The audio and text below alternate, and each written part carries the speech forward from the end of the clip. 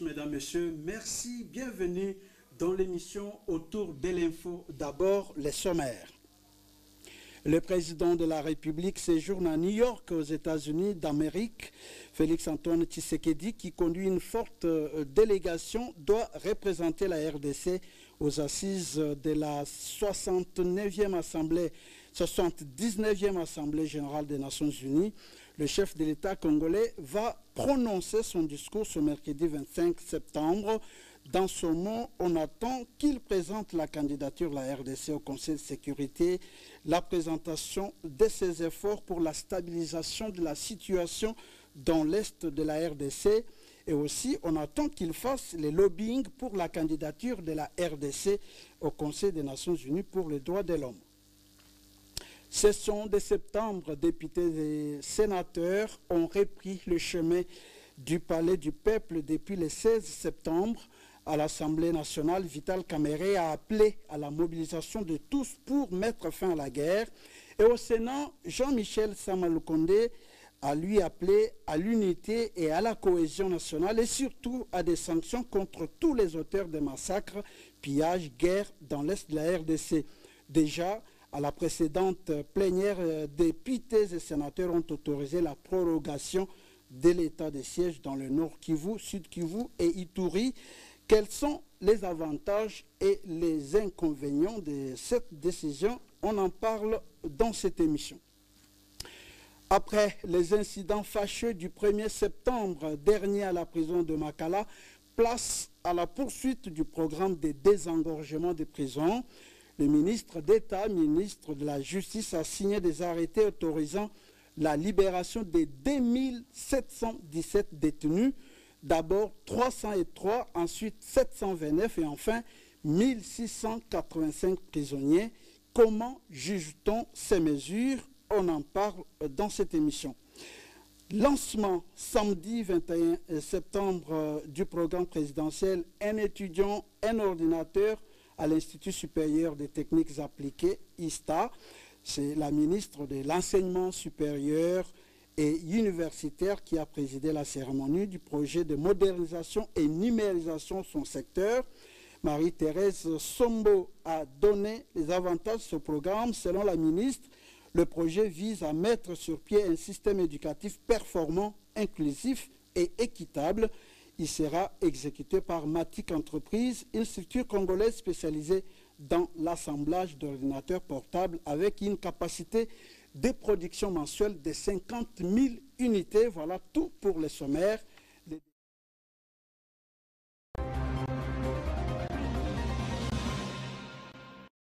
Voilà, 4 sujets pour cette émission d'aujourd'hui. D'abord, la diplomatie, avec l'ouverture demain de la 79e Assemblée générale des Nations Unies. Quelle attente pour la République démocratique du Congo? Il y a la rentrée parlementaire avec cette plénière sur la prorogation de l'état de siège au Nord Kivu, au Sud Kivu et en Ituri. Il y a la libération des 2717 prisonniers par le ministre d'État, ministre de la Justice, Constant Moutamba. Enfin, nous parlerons du lancement du programme Un étudiant, un ordinateur. Quel impact pour les étudiants congolais? Voilà 4 sujets et 4 invités pour en discuter, pour commenter. L'émission est en direct et vous pouvez nous écrire sur le numéro qui s'affiche sur vos écrans. Alors, je reçois Philippe Kazadi, journaliste et éditeur du magazine Kiosque d'Afrique. Philippe, bonjour. Bonjour, monsieur le journaliste. Merci d'avoir accepté notre invitation. C'est un honneur pour moi. Voilà. Je salue aussi les confrères qui sont présents. En deuxième position, Eric Izami, journaliste Antenne A. Eric, bonjour. Bonjour Gustave Philippe, et puis bonjour à nos téléspectateurs qui nous suivent. Merci pour l'invitation également. Merci d'avoir accepté notre invitation. Je vous en prie. Il y a Jean-Joseph Ngandou, expert en anthropobibliologie et analyste sociopolitique. Jean-Joseph, bonjour. Bonjour Gustave, bonjour tout le monde. Merci d'avoir accepté notre invitation. Merci. Enfin, nous aurons professeur Dadi Saleh, professeur d'université qui sera avec nous, qui va nous rejoindre dans cette émission. Voilà 4 sujets. D'abord la diplomatie, le président Tshisekedi séjourne à New York, aux États-Unis d'Amérique, pour participer à la 79e Assemblée, l'Assemblée générale des Nations Unies. Et on attend beaucoup de cette visite de Tshisekedi à l'Assemblée, qui n'est pas la première. Alors, M. Philippe Kazadi, le président, est à New York et on attend de lui, je l'ai dit dans les sommaires, qu'il présente la candidature de la RDC au Conseil de sécurité. Vous savez, on est à la réforme, on a élargi de 2 postes aux pays africains qu'on a accordés pour siéger au Conseil de sécurité et la RDC est candidat et candidate. Votre réaction? Merci beaucoup. Il faut d'abord dire que l'Assemblée générale des Nations Unies, c'est une messe internationale au cours de laquelle chaque président ou chaque délégation présente la situation de son pays. Et évidemment, la RDC aura le plaisir de pouvoir candidater à ces postes-là qui vient d'être ouverts aux pays africains. Et tout ce que nous pouvons dire, c'est qu'il faut compter sur la détermination du chef de l'État de pouvoir ouvrir la RDC au monde. Et il avait déjà dit dans d'autres occasions que la RDC doit occuper l'espace international.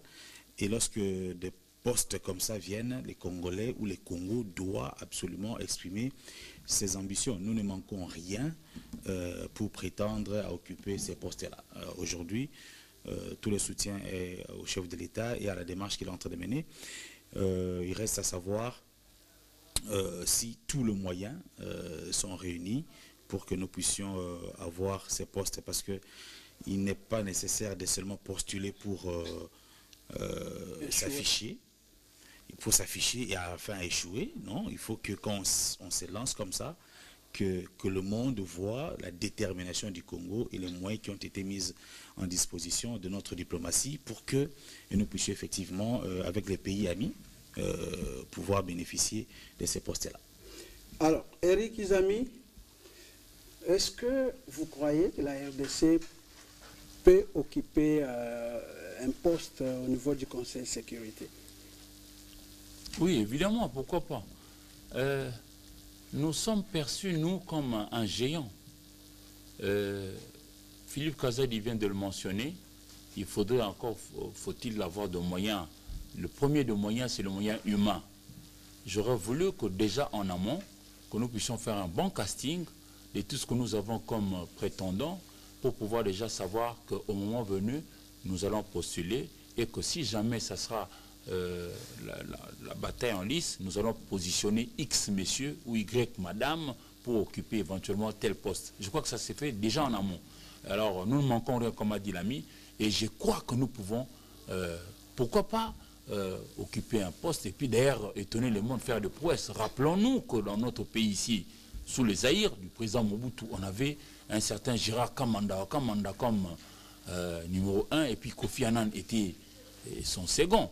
Ça s'est passé dans ce pays. Nous étions peut-être enfants, nous venons de naître peut-être, mais on peut toujours rééditer l'exploit. Je crois que c'est possible. Mais seulement il nous faut en amont être sérieux, faire un bon casting et puis on peut toujours...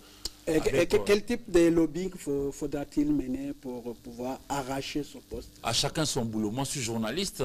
Les lobbyistes existent. Ils savent quoi faire, où le faire, avec qui le faire, comment le faire, pourquoi le faire, pour obtenir quel gain. Mais je crois que je dois rester quand même positif, optimiste, que si jamais nous avions pensé à ça en amont, parce que le chef d'État ne peut quand même pas y aller comme ça pour faire un plongeon dans l'inconnu. Tout a été quand même...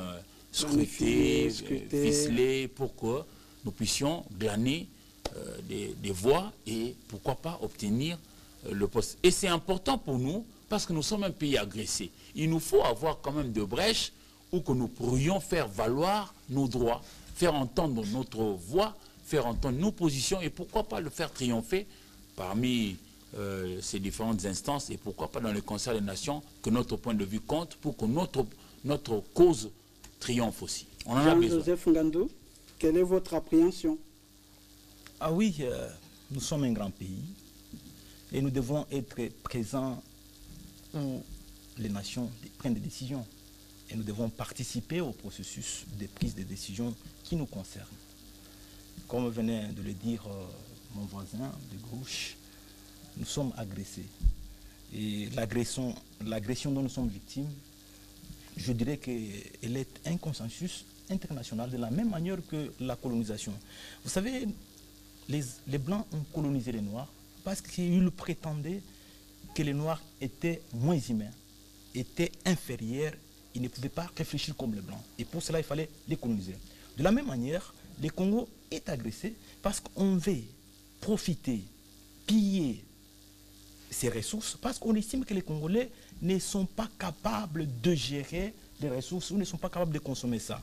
Et dès lors que nous arrivons à trouver une brèche par laquelle nous pouvons participer au processus de prise de décision, je crois que c'est une bonne occasion. Mais hélas, comme disait Napoléon Bonaparte, que toute ambition dont on n'a pas de compétences est un crime. Donc, il importe que les Congolais se préparent en connaissance des causes. De telle manière que lorsqu'ils prennent des fonctions et qu'ils travaillent conséquemment pour que le monde qui, à un moment donné, nous percevait bien ou mal, comprennent qu'effectivement, les Congolais ont eu raison de mériter ces postes. Nous sommes un grand pays, nous avons toutes les ressources qu'il faut pour briguer ces postes-là. Et je pense que c'est un temps pour nous de le faire. D'accord. Suivons d'abord ce reportage et puis on revient.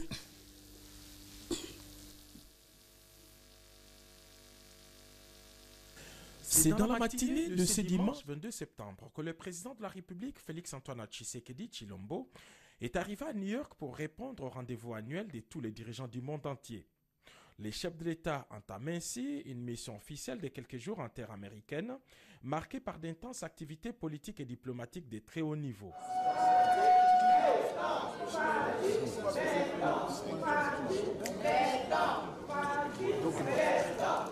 Au cours de la 79e session de l'Assemblée générale des chefs d'État et des gouvernements qui s'ouvre ce mardi, le président Félix Tshisekedi va prendre la parole du haut de la tribune pour donner sa vision sur des questions des politiques nationales et internationales. Il va aussi intensifier les plaidoyers en faveur de la République démocratique du Congo, pays agressé par le Rwanda. L'Assemblée générale de cette année intervient dans un contexte international marqué par une avancée significative dans les processus de la réforme du Conseil de sécurité des Nations Unies, tant souhaité par les Africains. Pour la première fois, les États-Unis d'Amérique sont favorables à l'élargissement du Conseil de sécurité à 2 pays africains sans droit de veto. Plus grand pays francophone du monde et pays solution au réchauffement climatique mondial, la République démocratique du Congo est un prétendant sérieux parmi les 2 nouveaux pays africains membres du Conseil. Par ailleurs, la RDC attend aussi son élection le 9 octobre prochain au Conseil des droits de l'homme des Nations Unies, un événement qui va sceller davantage les retours de la RDC dans les girons des grandes nations grâce à la diplomatie active du président Félix-Antoine Tshisekedi Tshilombo.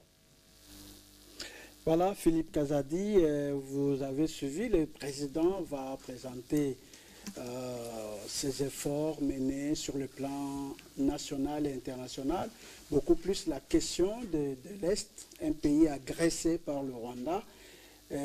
Comment vous réagissez? Vous avez suivi le reportage, comment vous réagissez? Je crois que dans cet élément, on nous a quand même présenté quelques atouts qui favoriseraient la candidature de la RDC, notamment son appartenance à la communauté francophone. Et nous sommes le premier pays francophone en termes de la démographie. C'est un atout qu'on peut faire valoir. Nous sommes un scandale géologique, écologique. Aujourd'hui, la solution climatique passe par la RDC. Nous pouvons valoir cet argument. Et puis, c'est que les confrères Eric et autres ont dit, il y a la question par exemple de l'agression. Nous sommes un pays victime Et si nous occupons ces postes, nous aurons une tribune de plus pour faire valoir quand même nos droits qui se trouvent être bafoués par le pays voisin, le Rwanda notamment. Et donc, nous sommes au cœur de l'Afrique. Et notre argument, c'est que sur le plan géostratégique, nous sommes au cœur de l'Afrique, le pays le plus immense de la sous-région, et que si nous trouvons l'opportunité de représenter l'Afrique, donc le pays de la sous-région pouvait bien nous accompagner, nous soutenir notre candidature à ce niveau-là. Donc à la fois, il y a la question des francophones, tous les pays francophones pouvaient bien soutenir la candidature de la RDC au regard de sa dimension. Et il y a aussi la question des matières stratégiques et de l'écologie que nous conservons, dont on conserve plutôt le manège, et la question de l'insécurité. Je pense que ces trois éléments réunis peuvent constituer un dossier efficace pour la RDC. Alors, Eric, la RDC a occupé la tête de l'Union africaine. On pensait qu'avec ce poste-là, on allait influencer sur la situation de l'Est et finir la guerre. Bon, ça n'a pas été. Vous pensez que lorsqu'on pourra occuper le poste au niveau du Conseil de sécurité, encore sans droit de veto,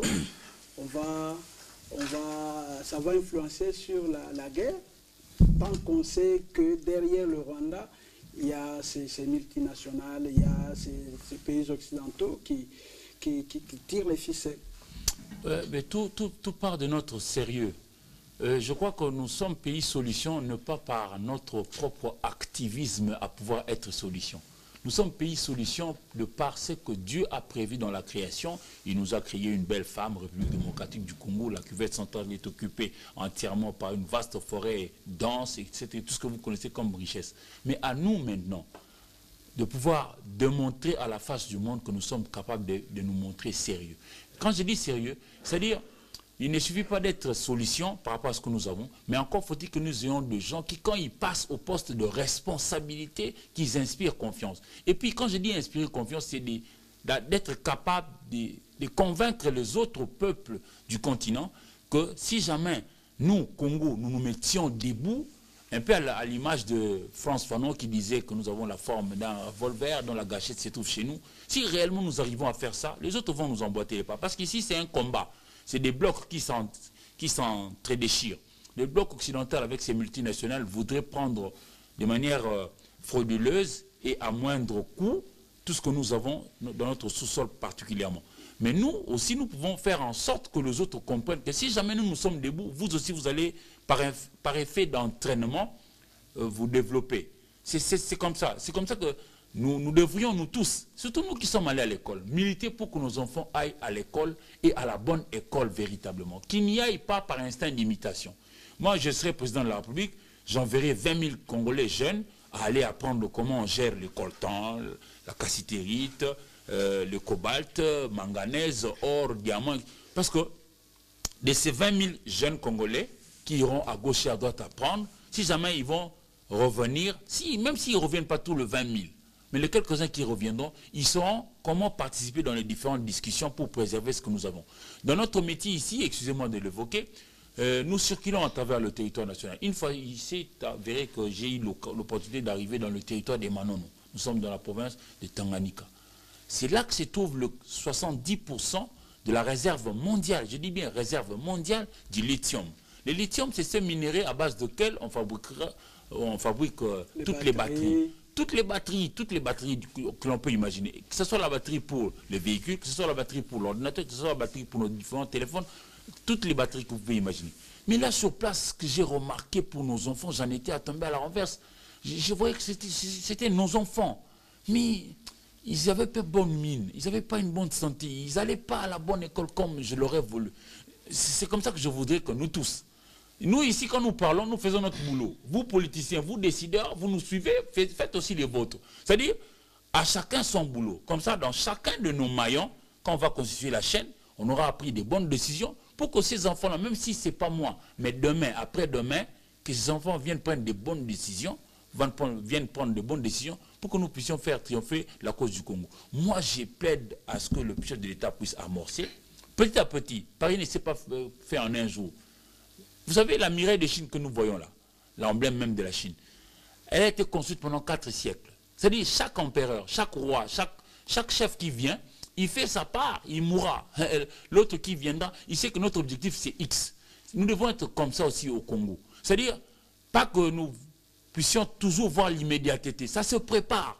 Et pour moi, le chemin du salut, c'est la formation. Sans formation, non. Nous n'irons pas loin. Parce que, je prends un exemple pour étayer ma pensée. Mao Tse-tung qui a milité pour l'éducation, l'instruction des Chinois, il n'a pas vu la grandeur de Chine. Hein. Non, il a juste, lui, posé des jalons avec ses amis Xu Hanlan et compagnie. Mais aujourd'hui, on parle de l'empire du milieu. Est-ce que Mao est là? On parle de Mao. Oui, on parle de lui en termes de celui qui a milité pour que l'on puisse poser des jalons. Ouais, mais ceux qui ont bénéficié de ce que lui a fait comme prémisse, non. Ce sont les autres personnes. Nous devions aussi penser comme ça. Moi, Congolais, je dois agir non pas seulement pour que je sois forcément moi bénéficiaire dans l'immédiat. Non, je dois voir qu'est-ce que je vais léguer à la génération qui arrive. Qu'est-ce que je poserai comme acte pour pouvoir faire en sorte que le Congo soit pas seulement immense de par sa superficie, mais même l'immensité en termes de considération. Quand on dit américain, toi-même tu te dis une chose dans la tête. Quand on dit allemand, tu te dis, quand on dit japonais, nous voulons aussi que ça soit le cas pour le Congo. Voilà. D'accord. Et Jean-Joseph Ngandou, vous imaginez un Congo au niveau du Conseil de sécurité, et puis avec tout ce qu'on vient d'évoquer là, est-ce possible? Ah oui, Gustave, vous savez, Martin Luther King disait que la plus grande erreur que commettent les opprimés, c'est de penser que les autres se soucieraient moins de leurs problèmes qu'eux-mêmes. Je veux dire quoi? C'est nous, Congolais, ou nous, la RDC, qui devons faire l'effort pour que nous comprenions. Dans les concerts des nations, il y a des pays qui disent sincèrement qu'ils aiment le Congo, ils apprécient le Congo.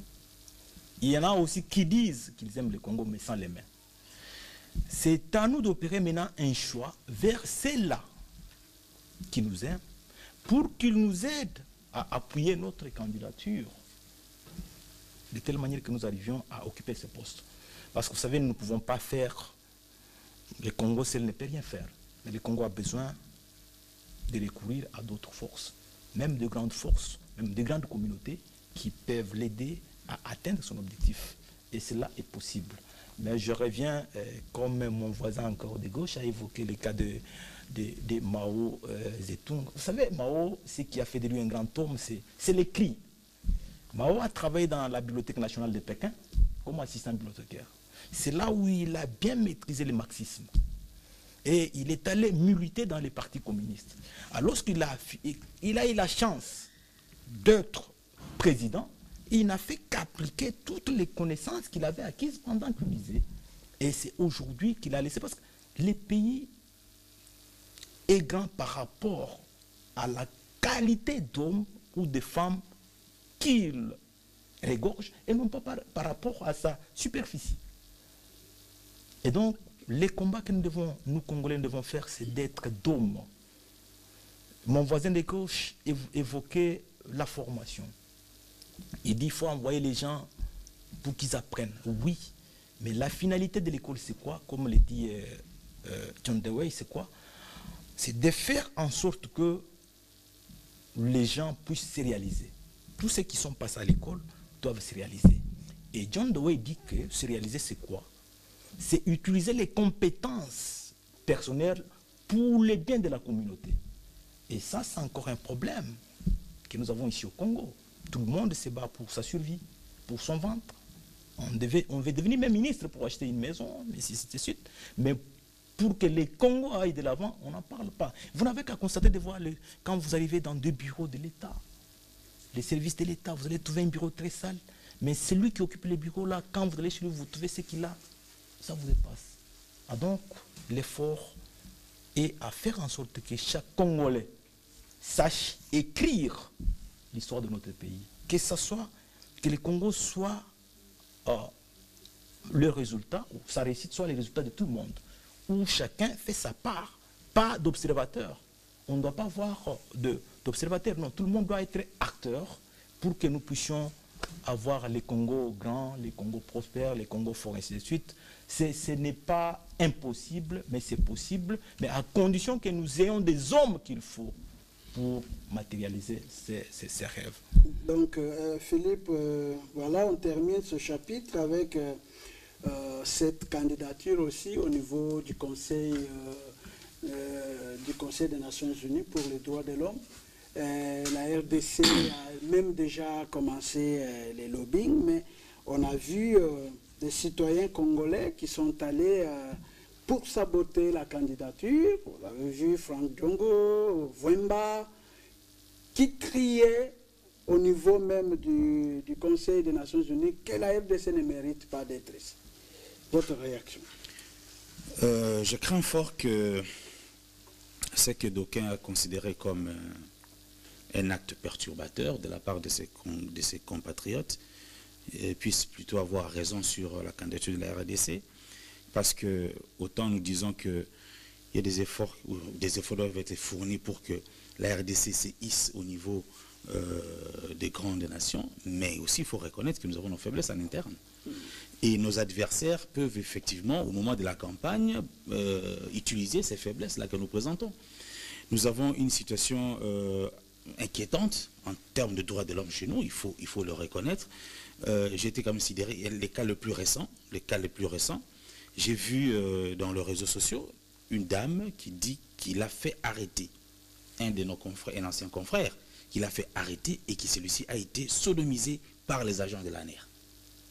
Elle-même, l'auteur de cette arrestation le dit. Et imaginez la dignité, comment la dignité de ces messieurs est réduite aujourd'hui. Quelle considération va-t-on encore avoir de lui? Donc on a bafoué tout son avenir. Mais cette dame, c'est la coule douce.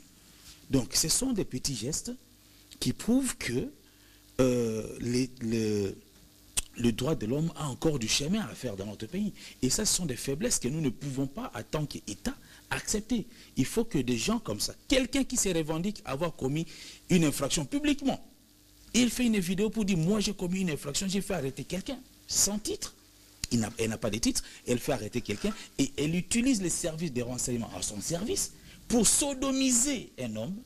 Nous sommes en train de décrier les violations de nos mamans à l'Est, mais quelqu'un se vante d'avoir fait ça à Kinshasa. Et elle est libre.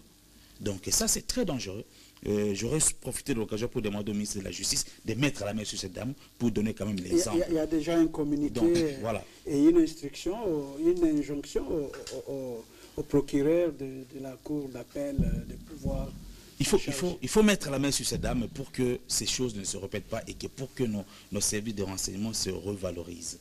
C'est pas quand même bon. Alors maintenant, pour la candidature de la RDC, ouais, je veux bien que la RDC soit élue à ce niveau-là, mais il faut que nous voyions aussi en interne quelles sont nos faiblesses. Nous avons...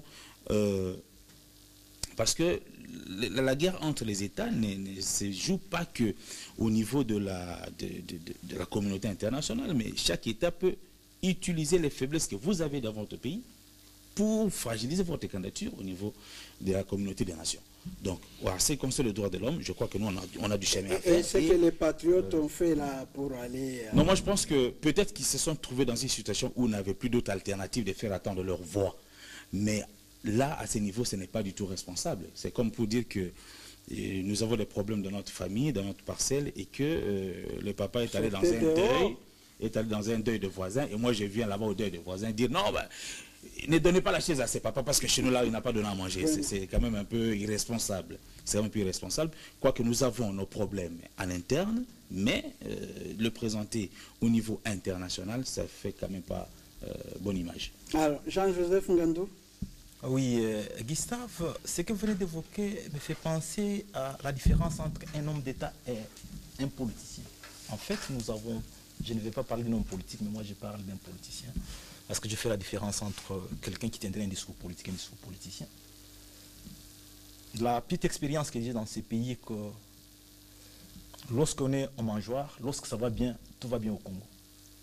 Mais lorsqu'on est pris là, dans un poste jeté, ça devient mal. On devient opposant. On devient opposant. Et ça ne peut pas avancer le pays. Nous sommes à 64 ans d'indépendance. C'est le même jeu qu'on voit toujours. Quand je venais ici, j'étais en train de suivre Thomas Louaka sur Top Congo. Il montre ce qui s'est passé en 1960, 61, ainsi de suite. Vous trouvez que pratiquement, c'est la même scène qui est en train de se répéter. Alors, je ne pense pas que les autres puissent décider à notre place. Nous devons faire un grand effort, qu'il s'agisse des gouvernants ou des gouvernés, de faire en sorte que tout soit bien. Vous savez, là où les hommes se respectent, ce sont les lois qui recadrent tout. Ce sont des lois. Pourquoi on établit, on élabore les lois? C'est pour qu'il n'y ait pas les plus forts et les plus faibles, ou que les forts ne puissent pas marcher facilement sur les faibles. Et c'est même ça la justice, la protection des faibles. Ok? Alors, maintenant, lorsque nous voulons toujours mettre tout sur la place publique, c'est vrai, les gens vont dire que ça ne va pas. Mais vous aussi qui êtes en train de dire là, on vous considère immature, on ne va pas vous prendre au sérieux. Parce que quelqu'un ne comprendra pas comment un homme responsable, un papa responsable peut prendre toute la vie de sa maison, l'étaler pour dire voilà, voilà, voilà. Non, non. Nous devons donc, faire, vous soutenez que la RDC occupe le poste au niveau du Conseil des Nations Unies? Mais je suis d'avis que la RDC gagne, moi je perds. En fait, c'est les sentiments nobles qui devaient animer tout Congolais digne de ce nom. La Même RDC s'il y a doit encore gagner. des problèmes au niveau des droits de l'homme, comme Philippe l'a En dit. fait, Philippe évoque ces cas, mais nous avons aussi notre part. Je vais parler de la presse. La presse a sa part de responsabilité. Vous savez, dans des sociétés normales, il y a 3 pouvoirs classiques. Vous avez le pouvoir exécutif, le pouvoir législatif, le pouvoir judiciaire. Mais à ces 3 pouvoirs classiques, il y a le 4e pouvoir, le pouvoir d'informer. C'est ça ce que doit faire la presse. Et ces devoirs-là, ou ces pouvoirs d'informer, c'est de la responsabilité de la presse, qui doit informer, donner une information. L'information, c'est une connaissance que vous donnez à quelqu'un pour qu'il puisse utiliser cette connaissance-là. C'est ce que nous devons faire. Comme il venait de l'évoquer, il dit voilà, il y a ça, ça, ça. C'est ça. Parce que quelqu'un qui ne sait pas que ce que cette dame-là a commis, c'est une infraction, il ne va pas agir. Et si cette dame-là savait que ce que j'ai fait ici, elle ne le dirait pas. Mais comme elle n'est pas inquiétée, elle a pensé qu'avec son argent, ceci, elle pouvait tout faire, eh bien, il faut qu'elle sente la rigueur de la loi. Et donc, vous, les journalistes, vous avez une grande part de responsabilité dans l'information ou la formation de nos citoyens pour qu'ils puissent agir et penser dignement. Alors, Eric, un mot, on termine ce chapitre, on entre... J'aimerais quand même que chacun fasse son boulot. Je l'avais dit ici. Nous sommes dans un État et tout est stratifié. Quand même, il y a des procureurs généraux. Et un procureur, j'aime bien comment on l'appelle en anglais, les persecutors. Les procureurs, en anglais, c'est persécuteur. Son rôle, c'est de chercher les infractions et d'ouvrir les dossiers jusqu'à étayer, jusqu'à quand quelqu'un est vraiment dans la faute, qu'on lui fasse voir sa faute par un jugement et tout ça, et puis il y a des punitions. J'aimerais voir maintenant le procureur ressortir. Parce que ce qu'évoque Philippe Kazadi n'est pas faux. C'est à tomber à la renverse et dire que ce sont des gens qui, par moment, vivent en Europe. Comment est-ce que le côté européen, que l'on dit démocrate, policier, pourquoi est-ce que ça n'arrive pas à pouvoir, tant soit peu, les améliorer dans leur manière de vivre? Même si ici, chez nous, je suis vraiment malheureux que ça sorte encore d'une dame, la femme qui, pour nous, est perçue comme la gardienne de valeur. Chez nous, la femme, c'est la maman, c'est celle qui nous éduque. Nous autres, nous sommes l'expression des efforts de nos mamans. Et une femme comme ça, franchement, elle court la rue ici. Et puis, vous verrez, non, il y a des gens qui volaient une poule, mais qui se retrouvent à Makala. Mais des gens qui ont fait la sodomie. Et puis, ils en vantent les prouesses devant témoins. Franchement, moi, ça me déchire. Ça me déchire. Et ici, je voudrais voir que ça ne s'arrête pas au communiqué de son Excellence, Monsieur le ministre Constant Moutamba, que je connais personnellement, mais que ça aille jusqu'au bout, que chacun vraiment fasse son boulot. Et puis il y a une manière de temporiser un peu, comme mon aîné Jean-Joseph dit, journaliste, vous devez donner l'information. Quel est ce sujet que nous, journalistes congolais, n'avons-nous pas abordé dans cette nation? Quel est ce sujet-là? Je pose la question vraiment à notre population. Par moments, nous sommes durement traités, oui, d'accord. Regardez aussi ce qui est bien fait. Dans le panel des journalistes congolais, il y en a ceux qui font du bon boulot. Quand même, qui n'avons-nous pas dit? Quel est ce sujet-là? J'aimerais vraiment que l'on me bondisse. C'est un seul sujet que nous n'avons pas abordé. Nous faisons notre boulot. Et nous n'avons pas des dimanches, nous n'avons pas des fériés, nous n'avons pas des nuits, nous n'avons pas des jours.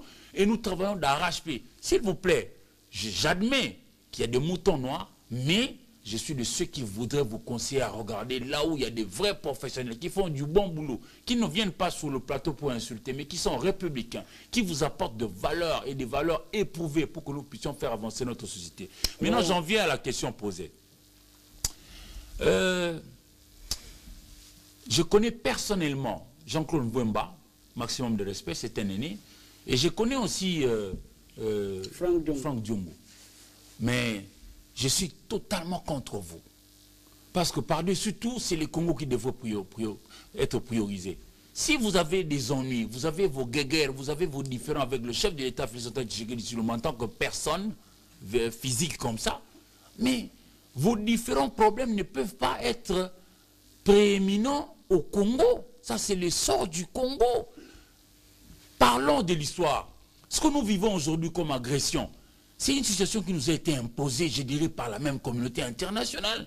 Nous sommes en avril 1994, lorsqu'il y a eu cette histoire de génocide au Rwanda, et que le président Mobutu a refusé que l'on puisse ouvrir la porte d'entrée. Kengo Adondo, Premier ministre, Dieu merci, Kengo est encore vivant, il a refusé lui aussi, Premier ministre, que l'on puisse ouvrir la brèche. Mais c'est vous, la communauté internationale, qui avez imposé, et au président Mobutu, et à Kengo Adondo, Premier ministre, pour que nous puissions ouvrir. Mais depuis que nous avions ouvert pour accueillir en amis, en frères africains, chez nous, les amis qui étaient agressés de l'autre côté du Rwanda, tous nos malheurs ont commencé.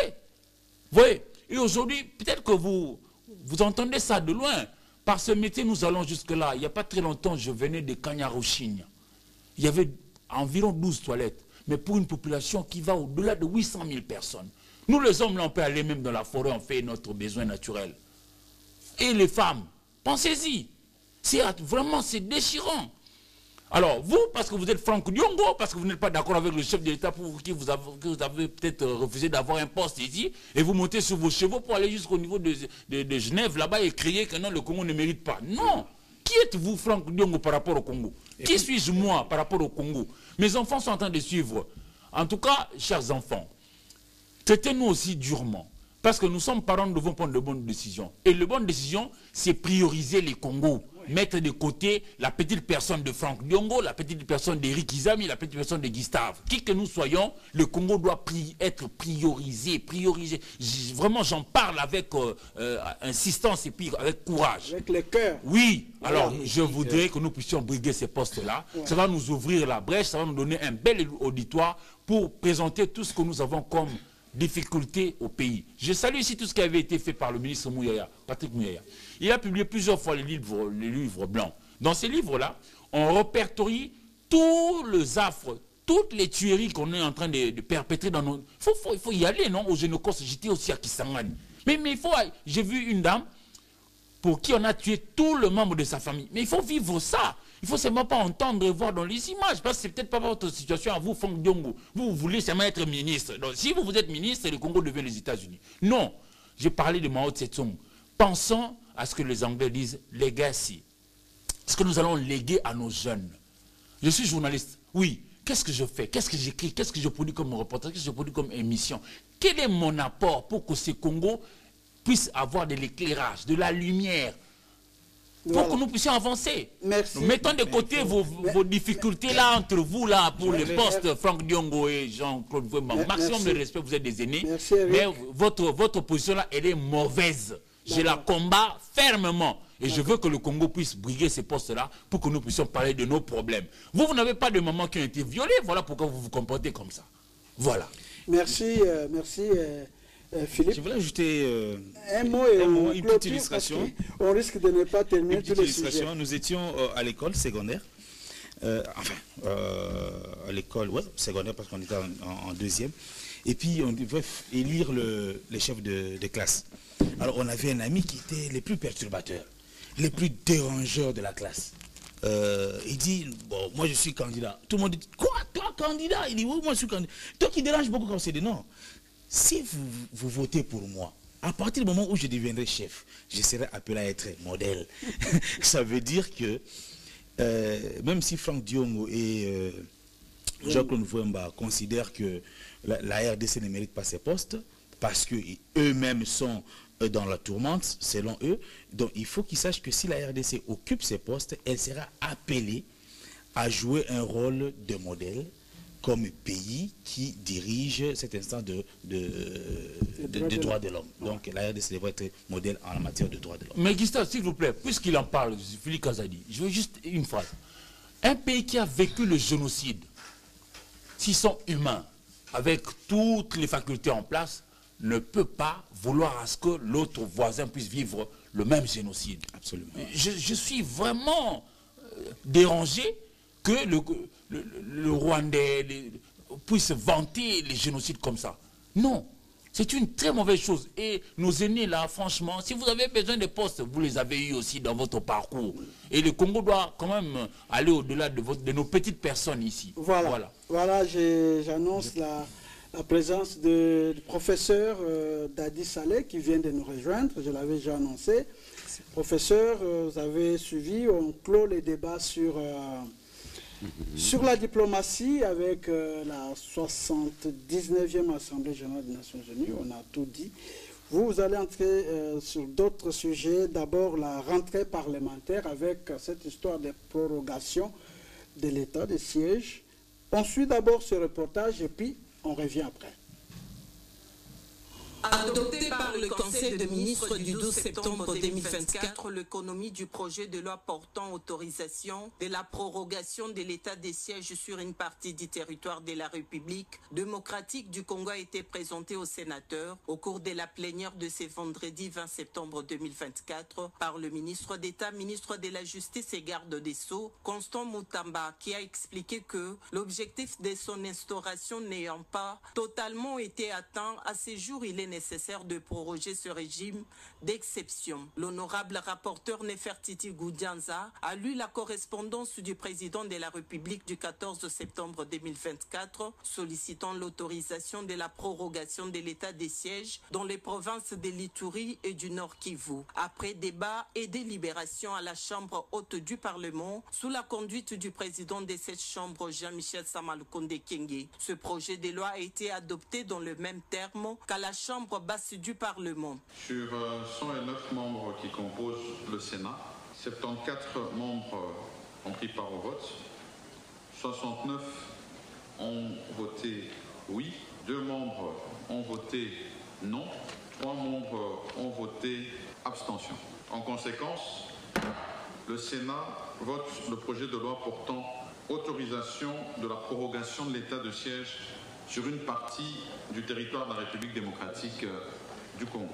Ce projet de loi sera transmis au président de la République pour promulgation.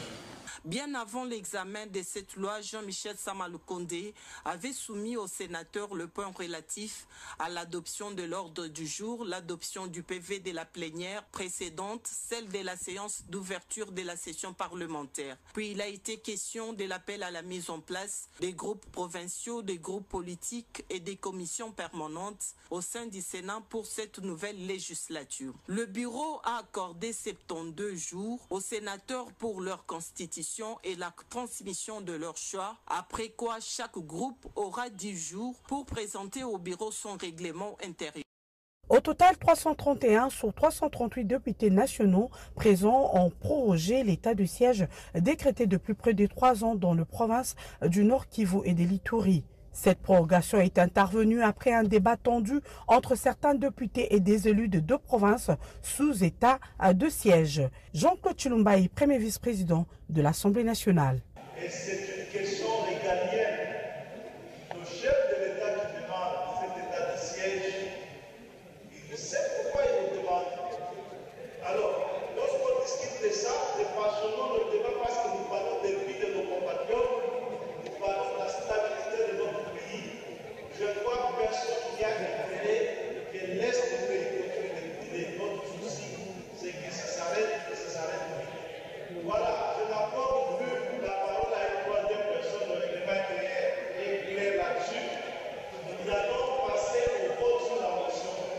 Cette démarche cruciale pour la stabilité et la sécurité de ces régions témoigne de la détermination des autorités à poursuivre les efforts en faveur de la paix. À travers cette décision, la nation réaffirme son engagement à protéger ses citoyens tout en renforçant la lutte contre l'insécurité. Voilà, professeur Dadi Saleh, on commence par vous qui venez d'arriver. L'Assemblée nationale, le Sénat sont de retour. Et voilà, déjà une première plénière sur la prorogation de l'état de siège. Et on a vu les députés, certains députés de l'Est qui n'étaient pas d'accord qu'on puisse encore proroger. Si j'ai suivi Bitakwira, il dit que parce qu'ils n'ont pas été associés encore à cette dernière décision. Votre réaction? Je pense qu'on devait circonscrire les choses. Proroger ou ne pas proroger, je me pose des questions. À quoi ça sert au peuple congolais? C'est ma première question. Parfois, comme on dit, quand on fait une gestion qui n'est pas axée vers les résultats, on est dans les détails. Et malheureusement, avec la classe politique qu'on a en Afrique pour l'instant, je précise, et au Congo, on aime bien trop un peu les détails, plutôt que l'essentiel. Ici, nous sommes en guerre contre le Rwanda. Nous sommes en guerre contre les néocolonialistes. On est en guerre contre l'Ouganda. C'est de ça qu'il s'agit. Et il y a la guerre en République démocratique du Congo. Nous avons déjà un problème de philosophie politique, c'est-à-dire la perception de la direction de la cité. Ici, nous avons une mauvaise perception de la cité parce que nous parlons de l'Est. Il n'y a pas de guerre à l'Est. Il y a la guerre en République démocratique du Congo. Il ne devait pas y avoir des députés de l'Est, s'il vous plaît.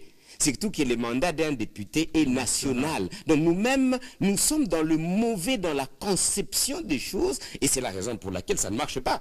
Ce n'est pas aussi compliqué que ça. Donc, un député, donc lorsque les députés... C'est déjà un problème général de la conception même de toutes les missions parlementaires. Parce que le mandat d'un député, à moins que quelqu'un ici veuille contredire la Constitution, parce que ça ne sera pas me contredire à moi, ça va, le mandat d'un député est national. Oui. Tu as été voté quelque part, on est bien d'accord, mais tu n'es pas député pour l'Est. Non. Il n'y a aucun député pour l'Est, ni le Nord, ni le Sud. Est-ce qu'on peut comprendre ça une fois pour toutes? Parce que là, il s'agit de philosophie de la direction de la cité. Et on se pose des questions, pourquoi est-ce qu'on prend des mauvaises routes? On prend des mauvaises routes parce qu'on a un mauvais chemin déjà. On ne sait même pas là où on va. Ce qui fait qu'effectivement, moi je ne me poserai pas la question par rapport à la prorogation de l'état des sièges, qui est là par rapport à l'article 85 de la Constitution. Et l'article 85 stipule clairement qu'il s'agit de 30 jours. C'est vrai, renouvelable. C'est un peu comme le président. Il sera installé jusqu'à ce que l'autre soit là, mais ça ne veut pas dire que ça doit être éternel. On précise que là, ça vient de faire déjà 3 ans. Et pourtant, la Constitution parle des 30 jours. Donc, il y a déjà un problème juste de forme. Mais les fonds ne changent rien, parce que nous continuons à être en guerre. Mais il faut bien noter qu'après l'article 85 de la Constitution, il y a l'article 86. Les constituants ne l'ont pas mis là par hasard. L'article 86 suit l'article 85, juste pour dire qu'on peut déclarer la guerre. Par le fait qu'on met une sorte d'état d'urgence, état de siège, parce qu'il y a une situation grave qu'il faut résoudre le plus rapidement possible. Et si on n'arrivait pas à résoudre cette situation, ben écoutez, nous avons l'article 86, c'est-à-dire on se bat, on déclare la guerre. Mais cela étant, nous avons encore l'article 63. L'article 63 qui dit effectivement qu'on doit défendre notre nation avec toutes les forces que nous avons. Donc pour moi, il ne s'agit pas de lever ou pas l'état des sièges, l'essentiel. Il s'agit d'une mobilisation générale de toute la République démocratique du Congo. Une mobilisation politique, une mobilisation économique où nous avons suggéré, depuis le temps que nous suggérons, l'économie de guerre. Nous n'avons pas jusque-là d'économie de guerre. Nous avons une économie extravertie malheureusement, encore une fois, qui ne nous permet même pas de bien faire la guerre. Nous avons une sensibilisation politique qui ne fait pas en sorte qu'à Kinshasa, à Rwanda, à Kikwit, qu'on ressente que la guerre concerne tous les Congolais. Exclusivement, rien à voir avec l'Est, ni les députés, ni qui que ce soit. Je pense que ça c'est un peu une petite erreur stratégique, mais toute erreur stratégique a des conséquences graves. Ce qui fait qu'au Parlement, les députés de l'Est sortent. Mais c'est-à-dire quoi? Donc tous les autres députés ne sont pas concernés. À tort ou à raison, faisons attention. Ici, je parle seulement de la psychologie, de la philosophie de la direction de l'État. Donc, pour moi, pour être un peu plus clair, je demande au chef de l'État, qui est le garant de la nation, à l'Assemblée nationale, de comprendre que, oui, cette session est budgétaire, on est d'accord. Mais la session budgétaire signifie quoi? Ah ben, ici, il s'agit effectivement de revoir les budgets. Nous avons d'abord une possibilité de faire une rectification budgétaire. C'est déjà proposé d'ailleurs par le chef de l'État, n'est-ce pas? La rectification budgétaire devait nous renvoyer à comprendre que nous avons par exemple la RAD, qui est la réserve armée de la défense, qui est déjà instituée. Et il y a des lois qui traînent encore au Parlement. Je ne sais pas si vous me comprenez. Ces lois-là devaient être vite élaguées et donner le maximum de budget à la guerre. Aux Ouazalendou qui sont en train de se battre, mais sans assez de moyens. À quoi nous sert une session et tout le peuple congolais continue à mourir, ça va tuer, violer chaque matin, midi, soir. À quoi ça nous sert une session? Puisqu'apparemment, parfois, on ne comprend plus l'objectif. Voilà. Ça sert à quoi une session parlementaire si les Congolais continuent de mourir matin, midi, soir et qu'il n'y a pas assez d'efforts pour moi fournis dans ce sens? Voilà, professeur Jean-Joseph Ngandou. Prorogation de l'état de siège. Oui, j'ai cru comprendre que sur le plan managérial, et c'est même humain d'ailleurs, parce que lorsque le bon Dieu nous a donné les yeux, il a donné une finalité aux yeux. C'est-à-dire qu'il faut voir, l'oreille pour écouter, ainsi de suite. De ce point de vue, on peut se dire qu'il faut revoir la question de l'état des sièges. Mais on se trouve dans une nébuleuse là, où on ne comprend pas. Est-ce qu'il faut aller faire la guerre? Avec qui? Avec quels moyens? Avec quel type? Vous avez vu que l'état des sièges a permis un peu à se faire une ou deux, si ce qui se passe. Parce que vous avez trouvé beaucoup de gens qu'on envoyait là, ça soit on vous ramène, non, tel a fait ceci, tel a été corrompu, ainsi de suite. Ça veut dire qu'on peut même dire que nous déclarons la guerre aujourd'hui, on ne va peut-être pas la gagner. Parce que, beaucoup d'intrus, beaucoup de choses. Alors, personnellement, je perçois ça comme étant un moyen de freiner un petit peu l'élan, j'allais dire, d'avancer de nos ennemis. Parce que depuis qu'il y a l'état des sièges, on sent un peu l'apaisement. Non, malheureusement. Malheureusement, non. Non, moi je constate ça. Parce que je n'entends plus l'élan qu'ils avaient. Parce que vous allez constater que si ce n'était pas ça, on aurait déjà pris peut-être Goma aussi. On aurait pris Ituri. Alors, je vais laisser moi. Oui, rapidement, sinon... Alors, allez-y un peu vite parce que on risque de ne pas terminer les deux sujets qui restent. Oui. Alors, l'état des sièges, oui, mais il faut revenir sur la finalité. Il faut revenir sur la finalité. Et la finalité, c'est laquelle? Bon, il faut lire le Constituant. Qu'est-ce que le Constituant a dit? Parce que moi, je suis dans la rationalisation des actes de pratique. Lorsque les prescrits est déjà là, et pour que l'acte que l'on va poser soit rationnel, il faut respecter les prescrits. Et c'est à ça qu'il faut se référer. Il faut se référer à ça. Et moi, je revenais pour dire qu'il faut regarder quelle est la finalité et comment est-ce que ce que nous avons projeté comme objectif en évoquant l'état des sièges, est-ce que nous l'avons atteint? Si nous ne l'avons pas atteint, pourquoi? Et qu'est-ce qu'il faut faire? C'est pourquoi on continue. C'est pourquoi le gouvernement trouve que les résultats de l'état des sièges ne sont pas atteints et donc il faut proroger. Non, je crois que Eric a un autre avis. Oui, justement. Nous avions parlé ici de la 79e Assemblée des Nations Unies. Ouais. Je crois qu'il est clair aujourd'hui avec tout ce qu'il y a eu comme publication, notamment de Charles Onana. Moi, j'ai essayé un peu de compulser le livre, là, Holocauste Congo et tout ça. C'est qui nous font la guerre? Ce sont les multinationales. Ils sont où? Elles sont où? Au niveau de l'Occident. Je crois qu'il faut discuter aussi avec ceux-là. Parce que pour moi, et le Rwanda et l'Ouganda, c'est l'arbre qui cache la forêt. Le plus fort sont derrière ces gens-là. Il faut discuter avec eux. Mais en même temps, reformer le nôtre. Ça passe par la formation. Nous pouvons toujours beau discuter, parler, réfléchir ici, mais généralement chez nous, nous passons à côté de la plaque. Déjà lorsqu'il y avait eu Sand City, on s'était dit qu'on devait quand même recréer une armée réellement nationale, professionnelle, dissuasive, tout ça. Qu'avons-nous fait entre-temps?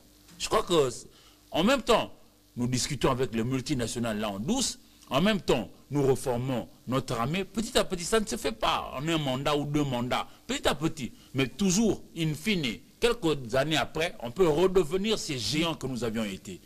Vous avez, parmi les sujets, annoncé ici qu'il y a la distribution des ordinateurs par Madame la ministre. J'y salue. Mais pourquoi ne pas peut-être discuter avec ceux-là qui ont besoin de notre coltan pour fabriquer les ordinateurs? Une fois ici, implantés chez nous, parce que nous avons la matière première, vous pensez vraiment que ces gens-là, si on réussit à les convaincre à venir s'implanter chez nous, ils vont laisser perdurer la guerre? Non. Je crois que c'est des discussions comme ça. Nous devons être aussi stratèges. Il n'y a pas seulement question d'aller aux Nations Unies, parler, tout ça. Non. Il faut encore, faut-il, convaincre ceux qui nous agressent à pouvoir venir travailler avec nous. C'est possible. Et puis, quand on dit guerre, il n'a pas tort, le professeur, que de dire que nous sommes en guerre. Le pauvre tel qu'il a expliqué, il n'a pas tort. Et les députés qui sont élus dans le Nord Kivu, Sud Kivu, l'Ituri, tout ça, ils ne doivent pas se considérer comme étant appartenant à un autre pays que le Congo. Non, non, ils en font un peu trop, mais eux aussi, par moments, ils sont accusés d'avoir des milices à gauche et à droite, de tirer les ficelles, de pouvoir vouloir assez que cette situation-là perdure pour qu'eux continuent à vendre les minerais. Nous connaissons tout ça, ça a été prouvé. En son temps, Mbosso avait dit que quitter les groupes, il avait dit, c'est comme ça que je reviens encore au procureur. Est-ce qu'il existe des procureurs généraux chez nous qui fassent leur boulot, qui cherchent des infractions? D'accord, oui, Philippe, il y a tellement à faire, mais que chacun fasse son boulot. L'état de siège, parce que pour le gouvernement, on a encore, on n'a pas atteint les résultats, on doit proroger. Mais pour les députés de l'Est, plutôt du Nord Kivu, Sud Kivu, Ituri, ils étaient ensemble, ils ont dit non, on doit arrêter ça. Mais après... Et vous dites quoi? D'accord, c'est bien de dire qu'il faut arrêter avec l'état de siège. Alors après, il propose quoi? Qu'il soit associé à la prise de décision. Oh, pourquoi? Non, franchement. Vous avez suivi Bitakwira, non? Oui, attendez. Non. Alors, vous voyez les Bitakwira, comme on a parlé de Franck Diongo et de Wemba ici, c'est des anciennes recettes. Ce sont de, excusez-moi les termes, mais un peu de ménopause politique. Les choses ont évolué. Les choses ont changé. Il faut que la perception même de la politique, comme disait le professeur, puisse changer. Ok? Les gouvernements qui maîtrisent le tenant et aboutissant de l'insécurité qui est à l'Est. Parce qu'il faut dire que les gouvernements maîtrisent tout. Le gouvernement est bien renseigné sur ce qui se passe à l'Est. Peut-être qu'il n'a pas, c'est le moyen de mettre fin à ce qui se passe qui manque. Mais il connaît tout. Maintenant, par rapport à cette connaissance, à ces informations qu'il a au jour le jour, il dit qu'il faut proroger l'état de siège. Vous dites non, il ne faut pas proroger. Alors, il faut faire remarquer ceci. Qu'avant l'état de siège, on était dans une situation normale. C'est-à-dire c'était un civil qui était gouverneur dans telle ou telle autre province. L'armée faisait son travail, la police faisait son travail. On violait les femmes, on occupait les territoires, l'agression était là. Et puis on dit non, la solution ultime avec l'arrivée de Tshisekedi, c'est l'état de siège. Avant de lancer cet état de siège, Tshisekedi a quand même consulté même la société civile des provinces concernées. Et ils ont tous accepté qu'on lance l'état de siège et décrète l'état de siège. Et aujourd'hui, l'état de siège n'a pas. Qui est la dernière solution, la solution ultime à la guerre? Il n'y a pas encore fin de guerre, vous dites qu'il faut qu'on lève l'état de siège. D'accord, c'est bien bon, on peut lever ça. Mais vous proposez quoi en retour? Rien. Vous ne proposez rien, vous dites non, on nous associe aux discussions. Et puis après, c'est un peu comme l'histoire franchement, les Congolais sont drôles. Un peu comme l'histoire du dialogue ici. On dit non, il faut dialoguer pour la cohésion nationale et afin de trouver la solution à la guerre. Moi, je me suis toujours posé la question. Donc, si vous avez 4 ou 5 acteurs politiques, civils, de l'opposition du pouvoir qui se mettent à Kinshasa autour d'une table, ils parlent entre eux, du coup, à l'Est, et après la guerre. Non, ça c'est vendre du vent. Voilà. Professeur, on termine avec vous parce qu'il y a 2 sujets. Je trouve, je ne dis pas aberrant, mais je continue à dire, je n'aimerais pas parler ni des députés ni de qui que ce soit. Ici, il s'agit de la nation. Et il ne s'agit pas de l'état des sièges pour moi, la chose la plus importante. C'est la raison pour laquelle j'ai dit, on prend encore les détails plutôt que l'essentiel. Ça va, si vous voulez des propositions simples ici, je le fais. N'est-ce pas? Allez-y. Ok. Premièrement, sensibilisation générale pour que nous puissions libérer notre pays. Sensibilisation politique avec l'article 63 de la Constitution. L'article 63 dit exactement que nous avons tous le droit de nous battre, prendre même les armes, avec tous les moyens pour défendre notre nation. C'est-à-dire quoi exactement? Et l'alinéa 2 est clair. Ça peut être exigé. C'est ce que je suis en train de demander au président de la République. Plutôt que passer tout notre temps à des radios, à des chaînes où nous faisons des discussions sur des individus, moi je préférerais qu'on puisse se dire le village est en train de brûler. On ne se pose pas des questions qui fait quoi, etc. Nous allons éteindre le feu. Qui est de l'opposition, qui est de la majorité, qui est député. Ce sont de mauvaises questions. On va éteindre le feu. Et ici, vous avez bien compris que j'ai bien dit en introduisant, qu'est-ce que j'ai à foutre avec le mot état de siège? Ce n'est pas les mots qui importent au peuple qui est en train de mourir, le peuple congolais. C'est ce que nous allons faire. Et nous avons déjà les outils. La sensibilisation générale politique, ou à Lubumbashi, à Kikwit, à Kinshasa, les gens vont comprendre comme effectivement au Vietnam, comme aux États-Unis, comme exactement en Israël. Quand les gens sont en train de se battre, quels que soient les mots, c'est lui qui pense qu'il n'y a pas la guerre au Congo, mais je pense qu'il n'est pas congolais. Ou bien il ne comprend pas le Congo. Ce n'est pas la déclaration l'essentiel. Nos militaires sont en train de se battre matin, midi, soir. Là au Congo, les Ouazalendou sont en train de se battre matin, midi, soir. Oui. Si vous n'appelez pas ça guerre, trouvez d'autres mots, ça vous regarde. La République démocratique du Congo est en guerre. Et on ne doit pas se distraire avec des projets, je ne sais pas, des projets de construction de petites routes, etc. On doit se concentrer, on éteint le feu. Parce qu'effectivement, le feu est en train de consommer toute la République et les gens de Bottes risquent encore d'arriver ici à Kinshasa. Ça va. Et quand ils vont encore prendre Kinshasa, ce n'est pas Martin Fayulu qui va mettre président, ce n'est pas Bemba, ce n'est pas Moïse Katumbi, et ça ne sera pas Tshisekedi. Ils vont revenir avec les Rwandais cette fois-ci, noir sur blanc, parce qu'ils ont compris. Ils ne vont plus revenir avec des pantins. Ils vont revenir avec des Rwandais 100% pour occuper la République. Voilà les dangers. Et nous sommes distraits avec des mots. État de siège. Ça va. On donne la majeure partie du budget, comme je viens de le dire. Arrêtez tous les sujets budgétaires, etc. On donne le maximum de budget et on vote la loi rectification immédiatement à tous les Ouazalendou et un peu les réservistes, comme on l'a dit. Et au FARDC, on ne sait pas. C'est tout. On fait l'économie de guerre. J'ai expliqué c'est quoi l'économie de guerre. Ça ne veut pas dire qu'on ne va plus continuer à produire. Mais on va produire du type néo-mercantiliste pour exactement arriver à gagner la guerre et enrichir les Congolais en faisant la guerre. Ce qui n'est pas le cas pour l'instant. On continue à enrichir tous les étrangers. Les Chinois, les Libanais, sauf les Congolais. Donc au fond, les schémas, les solutions sont là. Nous faisons de mauvais débats, excusez-moi, messieurs les journalistes. Les parlementaires, je m'en fous totalement. Excusez-moi les mots. Parce qu'exactement, s'ils ne font pas leur boulot. Mais écoutez, c'est le peuple qui est souverain. Le peuple doit prendre conscience que si nous avons des mauvais ou bien des bons parlementaires, on doit se prendre en charge. C'est ça la philosophie Tomi Lukela. De moi, même professeur docteur Dadi Saleh. Et ça va avec le peuple d'abord. Plutôt que suivre le peuple d'abord, comme mon co-débatteur a dit, qui veut des postes, qui va des solutions. Les solutions ne sont pas compliquées, sont déjà réglementaires et inventons tout ce que nous pouvons inventer. Papa, maman, vous qui êtes avec moi ici, est-ce qu'on ne peut pas aller se battre pour notre nation plutôt que continuer à parler? Sensibiliser les gens pour que nous puissions aller nous battre, éteindre le feu. D'accord, professeur. Je crois qu'on a compris sur la prorogation de l'état des sièges, mais en dehors de ça, l'Assemblée a d'autres matières. On doit voir l'intérieur, n'est-ce pas, Philippe? Oui, on doit comme jeter un coup d'œil à l'intérieur. J'ai suivi qu'il y avait une rencontre entre le président du Sénat, et enfin les bureaux du Sénat et les présidents des assemblées provinciales de toutes les provinces.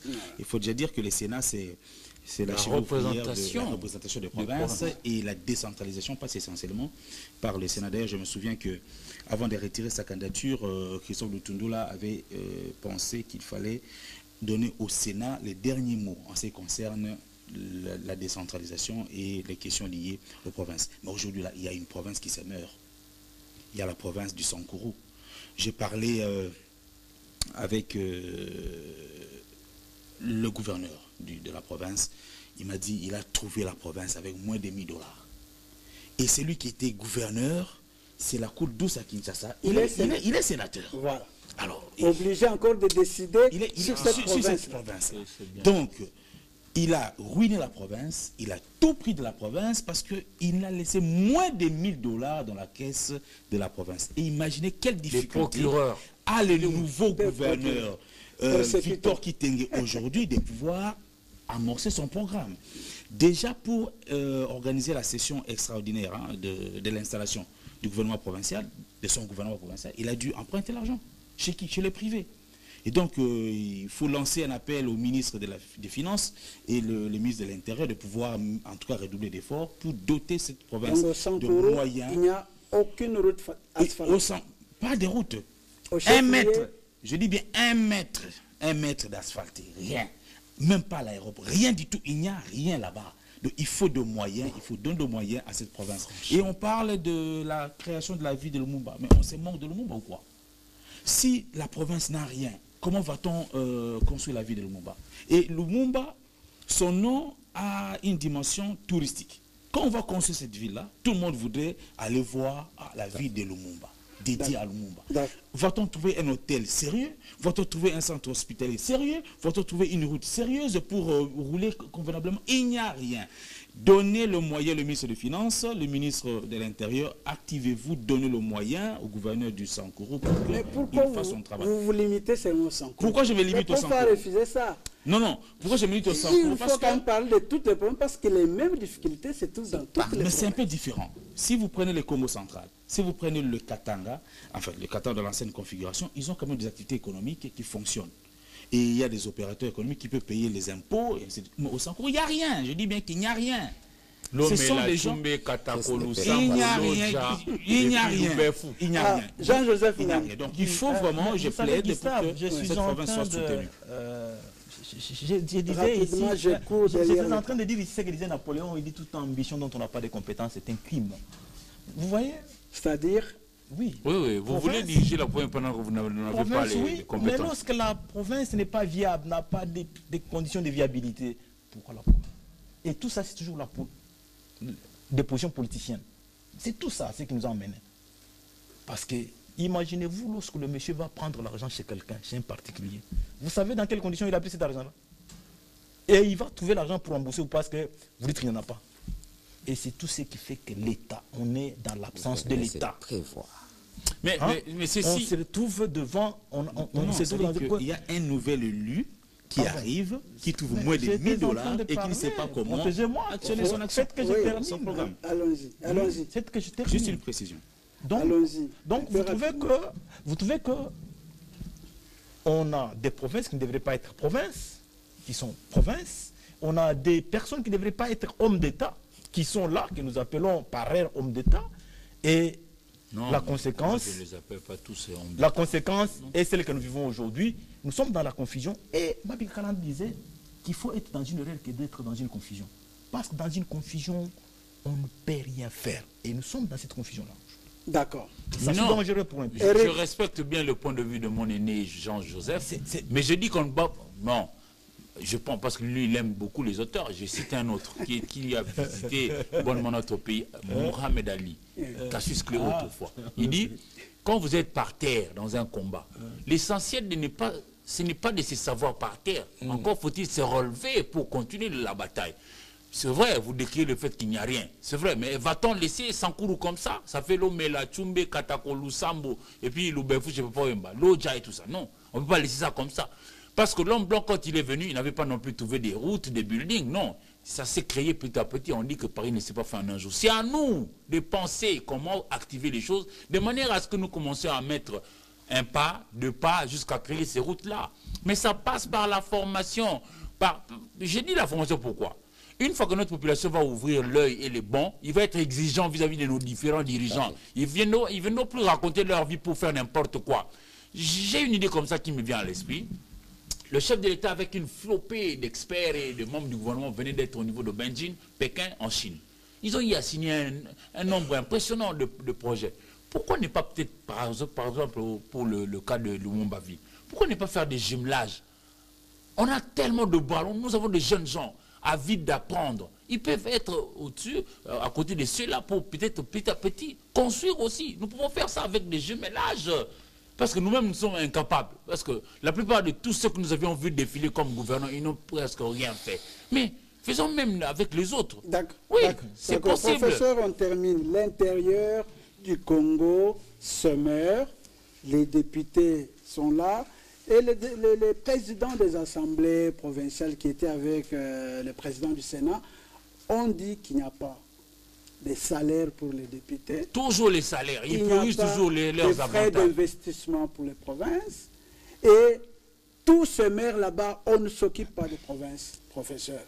Dans 1 minute seulement, oui. Parce que rapidement, on est presque à la fin. Nous avons un problème de décentralisation. La décentralisation n'a pas encore pris forme comme il se doit. Et vous avez bien compris comment est-ce qu'on a négligé les élections au niveau municipal. Ça va vous dire à vous-même quelque chose.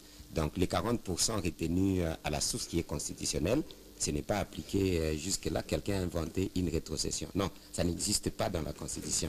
C'est une retenue à la source. Donc les 40% ne sont pas retenus. La caisse de péréquation qui existe déjà est mise en application, mais effectivement, il faut encore faire mieux. Est-ce que les provinces produisent comme c'est Non, là n'est pas le vrai problème. Parce que comme notre ami vient de le dire, même si nous supposons qu'il y a zéro, il y a des gens. Au fond, il n'y a pas zéro. Il n'y aura jamais zéro dans l'essence entrepreneuriale. Dixit des professeurs Saman. Ça va au loto. C'est-à-dire quoi? Il ne faut pas attendre que vous ayez déjà des infrastructures, que vous ayez des buildings pour vous développer. Non. Non. Le développement, c'est l'être humain par rapport à ses objectifs. Donc, les Sankourou, c'est une très grande province qui doit se développer avec ce que les Sankourou a. Et le développement ne peut pas être uniforme en République démocratique du Congo. Chacun se développe au prorata de ce qu'il a et de ce qu'il veut. Et maintenant, la caisse de péréquation essaie d'équilibrer. Donc, je pense qu'il y a un problème, je répète, de philosophie politique. C'est-à-dire, effectivement, que c'est un peu comme les États-Unis. À Floride, ce n'est pas la même chose qu'à Chicago. S'il vous plaît. Et il y a même des lois différentes d'ailleurs. Il y a une vie différente, totalement. Hein. Les gens ne comprennent pas parfois. Aux États-Unis, il s'agit d'une catastrophe. Même chose avec la Chine. Quand vous allez à Shenzhen, ça va. Et vous allez à d'autres villes, c'est totalement différent. Mais il y a quand même une sorte d'équilibre. Donc, ne vous en faites pas. C'est ce qui s'appelle intelligence politique. C'est-à-dire avoir des solutions, ça va pour la meilleure gestion de la cité et gouverner ses pouvoirs. Donc, pour moi, je ne m'inquiète pas. Absolument pas. Nous avons tout, mais nous avons un problème de philosophie politique et j'espère que ça va s'arranger. D'accord. Merci beaucoup, professeur Dadi Saleh. On aborde le 3e point. D'abord ce reportage et on revient sur ce plateau.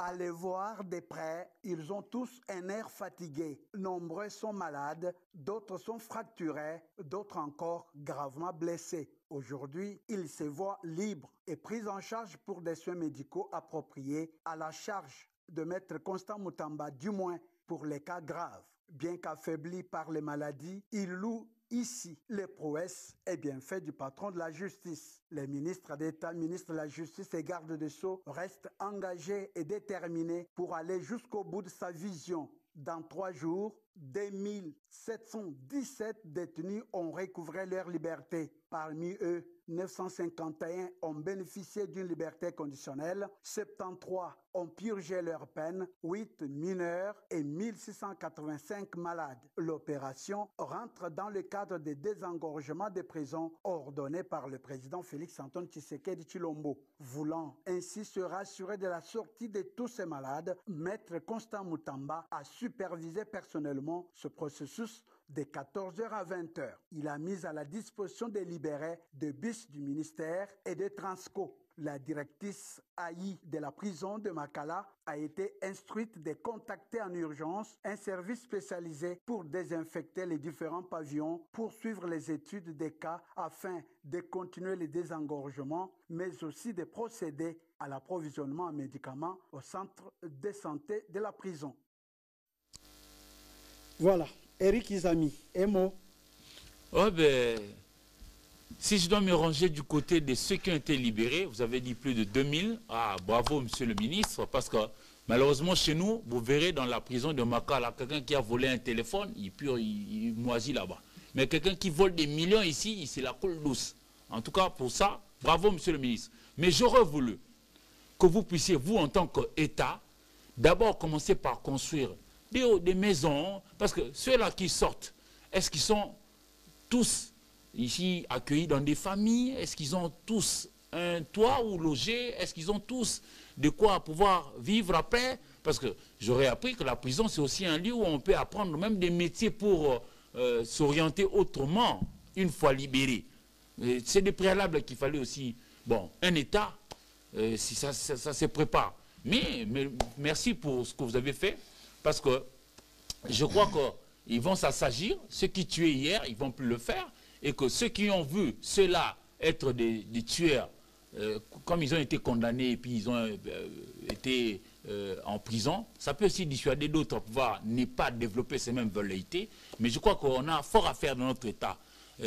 Vous, membres du gouvernement, vous devez nous rassurer aussi. Parce que la ville avait été une petite ville avec 200 000 habitants, si je ne m'abuse, en 60. 64 ans après l'indépendance, la démographie est galopante pendant que les infrastructures n'ont pas suivi. Faut-il toujours garder la même prison centrale de Makala dans son état là où il faut en construire d'autres? Je note que nous avons 24 communes. Et de ces 24 communes, la plus vaste, c'est Maluku. Lorsque vous prenez le 23, vous mettez dans Maluku, vous n'aurez utilisé que 9% du territoire de Maluku. Ça veut dire qu'on peut recréer Kinshasa. La population ne fait que croître. Ici, aujourd'hui, dans certains quartiers, on ne sait même plus circuler avec un véhicule parce qu'il n'y a pas de route.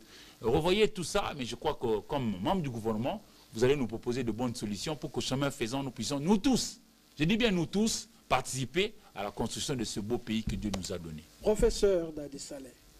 Oui, je pense que les fonds, nous félicitons, comme mon co-débatteur, parce que c'est la loi.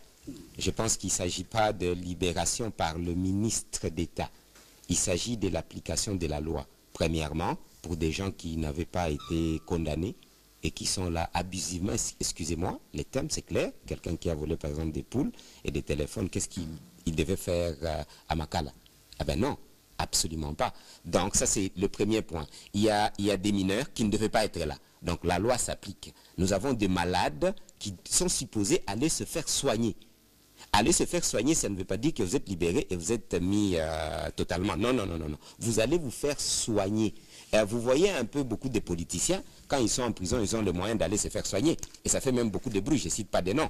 Mais pourquoi les communs mortels? Moi, je lutte contre la pauvreté. Et pour le petit peuple, qui est pour moi le plus grand peuple, nous avons plus de 80% des gens qui vivent en deçà du seuil de pauvreté. Donc le vrai peuple congolais, la vraie population, eh ben, c'est cette population-là qui n'a pas de moyens et qui est en grande partie en prison parce qu'ils n'ont pas eu effectivement des juristes pour suivre tout ça. Malade, mais on ne sait pas se faire soigner parce qu'effectivement personne ne va payer des cautions pour aller en Europe comme vous le voyez avec tous les politiciens. Donc je pense que je salue à 100% ce qui vient de se faire parce que c'est la loi. Et que nous avons en fin de compte un ministre d'État de la justice qui veut bousculer les choses, qui auront des conséquences, je suis tout à fait d'accord, parce que ce n'est pas les ministres qui doivent s'assurer de tout. Exemple, les sociales, l'encadrement effectivement social de tous ces prisonniers quand ils sortent. Est-ce que ça sera des récidivistes, etc. Non, ce n'est pas au ministre d'État de la justice de résoudre toutes les questions. Eric dit qu'il fallait une coordination quand même. Naturellement, c'est-à-dire nous avons... Avec le ministère des Affaires ne sociales, vous gênez pas. S'il vous plaît, cessons d'être de plaintifs. Nous sommes à la RTNC, chaîne nationale. C'est-à-dire que l'essentiel, c'est de faire des propositions. Si quelqu'un pense effectivement que le ministère des Affaires sociales devait faire son travail, nous demandons au ministère de faire son travail. C'est tout à fait normal. Pourquoi est-ce que vous voulez chaque fois critiquer négativement? C'est pas grave. Ce qui s'est déjà passé, c'est déjà passé. Parce qu'ici, il faut qu'on arrive à encadrer ces gens qui sortent de prison. Ce n'est plus les devoirs du ministre d'État de la Justice. On demande à tous les autres ministères de faire leur boulot. Notre temps est fini. Un mot seulement et puis on termine avec un mot parce que le temps est fini, nous sommes à la télé. En fait, ce que le ministre d'État vient de faire, ça a révélé ce que ça a été. On l'appelle plus prison, on appelle centre de l'éducation. Hein. Je crois que c'est comme ça, centre de l'éducation, ainsi de suite. Ça veut dire quoi? Que ces gens-là qui sont arrêtés, qui sont là, lorsqu'ils sortent, ils ont acquis peut-être de nouvelles compétences qui peuvent leur permettre de se déployer, donc être utiles à la société. Malheureusement, lorsque je regarde les images, je n'ai pas pu regarder, vous avez vu, j'ai eu horreur. Je n'ai pas pu regarder 2 fois parce que j'ai trouvé que c'était des gens invalides. Je ne pense pas qu'ils vont vivre.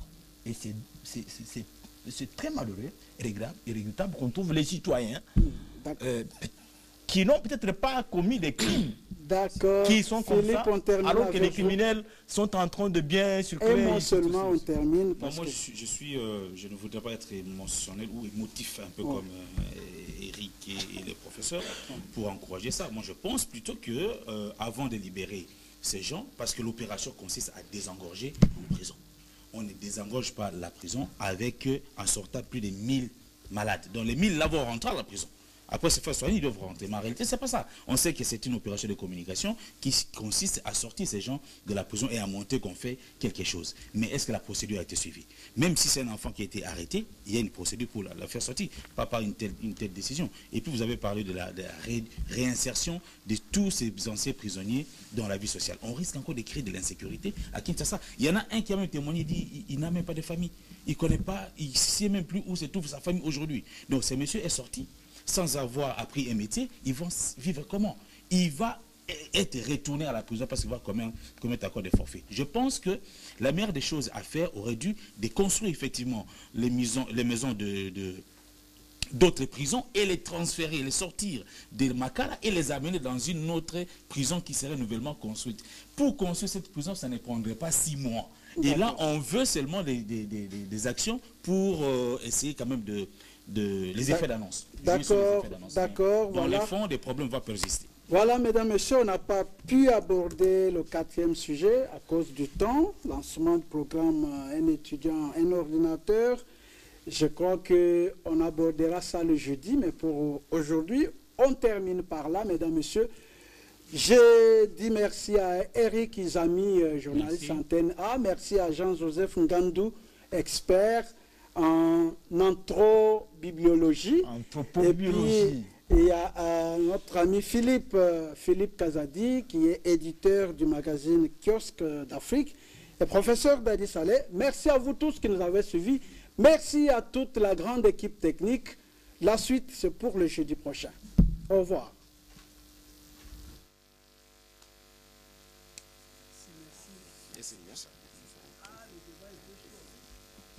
Non, c'était bon.